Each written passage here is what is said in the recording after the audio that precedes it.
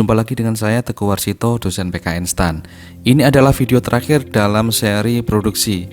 Kali ini saya akan membahas returns to scale dan technological progress.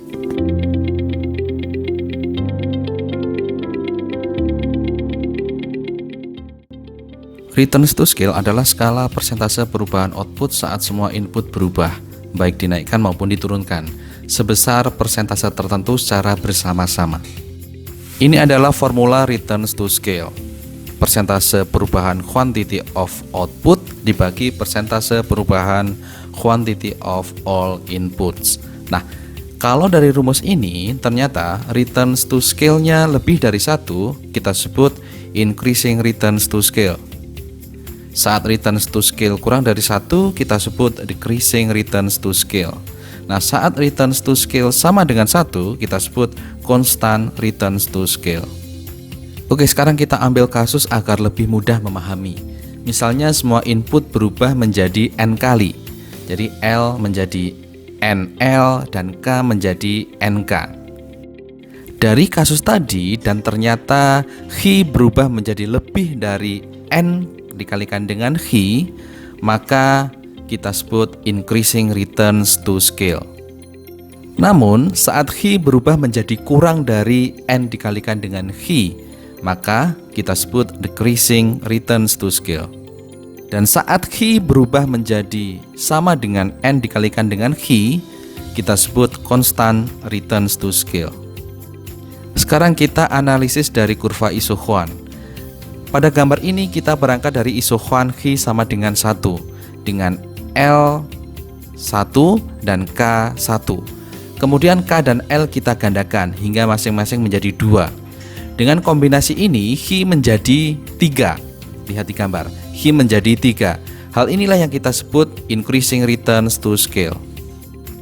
Gambar ini kasusnya sama dengan sebelumnya, K dan L digandakan. Jadi di awal analisis L sama dengan 1 dan K sama dengan 1. Namun lihat, setelah K dan L digandakan, H menjadi kurang dari 2. Lihat, tidak bisa menyentuh isoquant H sama dengan 2. Hal ini kita sebut decreasing returns to scale. Nah, di kasus ini, nilai H menjadi tepat 2 kali lipat. Dari 1 menjadi 2, akibat kita menggandakan K dan L 2 kali lipat. Dari masing-masing 1 menjadi masing-masing 2. Dan H menjadi 2 kali lipat juga. Dari H sama dengan 1 menjadi H sama dengan 2. Maka properti ini kita sebut constant returns to scale. Nah, apa bedanya returns to scale dengan marginal returns? Jadi returns to scale itu mengukur dampak terhadap output akibat semua input berubah. Sedangkan marginal returns itu mengukur dampak perubahan satu input tertentu terhadap output. Jadi sekali lagi, kalau returns to scale itu semua input berubah dengan persentase tertentu. Nah, kalau kita kemarin membahas marginal returns, berarti dampak perubahan satu input saja, sedangkan input lain dianggap tetap.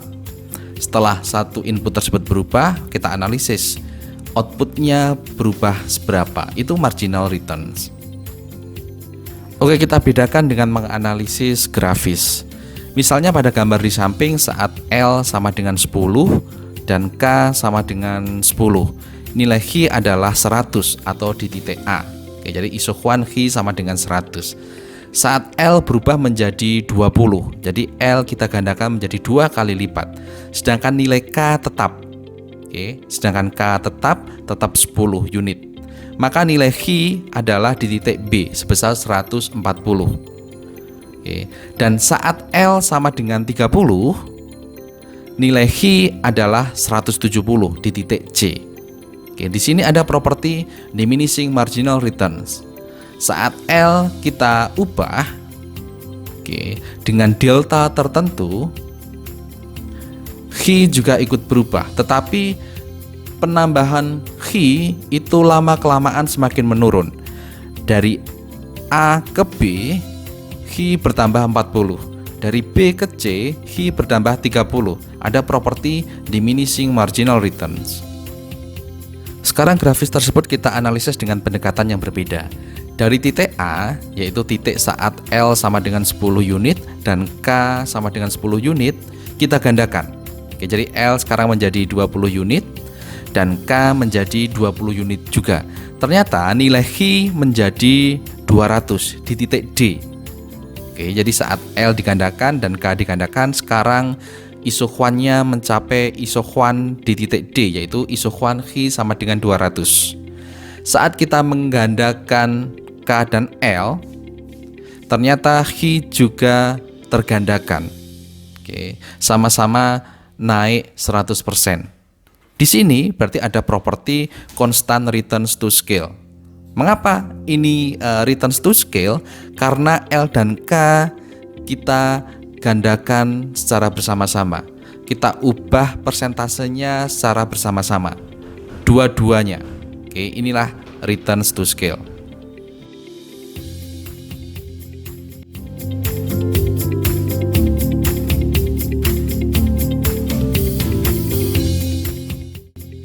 Yang perlu diingat, dengan perkembangan teknologi, perusahaan akan menghasilkan output yang lebih besar walaupun tanpa menambah input, baik labor maupun capital. Atau dengan kata lain, dengan perkembangan teknologi untuk menghasilkan output yang sama, output sebelum adanya perkembangan teknologi, perusahaan akan memerlukan input yang lebih sedikit. Nah, ada 3 bentuk technological progress: Neutral Technological Progress, Labor Saving Technological Progress, dan Capital Saving Technological Progress.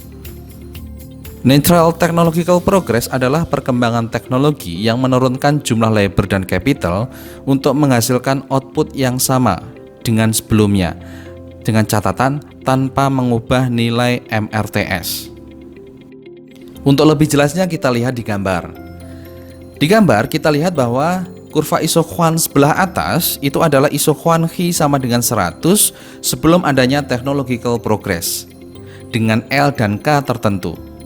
Oke. Nah, isohuan yang sebelah bawah itu adalah isohuan yang sama, isohuan Khi sama dengan 100 setelah adanya technological progress yang memerlukan kombinasi L dan K yang lebih sedikit atau lebih kecil. Dan yang menjadi catatan, isohuan tersebut memiliki MRTS yang sama, yang bisa kita lihat dari kemiringan isohuan yang sama antara sebelum dan setelah technological progress. Ini adalah jenis kedua dari technological progress. Kita sebut labor saving technological progress. Ini adalah perkembangan teknologi yang menurunkan jumlah labor dan capital untuk menghasilkan output yang sama dengan karakteristik nilai marginal product of capital (MPK) relatif meningkat lebih cepat dibandingkan dengan marginal product of labor (MPL). Yang perlu kita ingat di sini adalah MRTS itu sama dengan MPL dibagi dengan MPK. Oke, nah kita sekarang lihat di gambar. Di gambar terlihat bahwa isohuan yang sebelah atas, isohuan Khi sama dengan 100 adalah isohuan sebelum technological progress. Dan yang di bawah adalah isohuan Khi sama dengan 100 setelah adanya technological progress.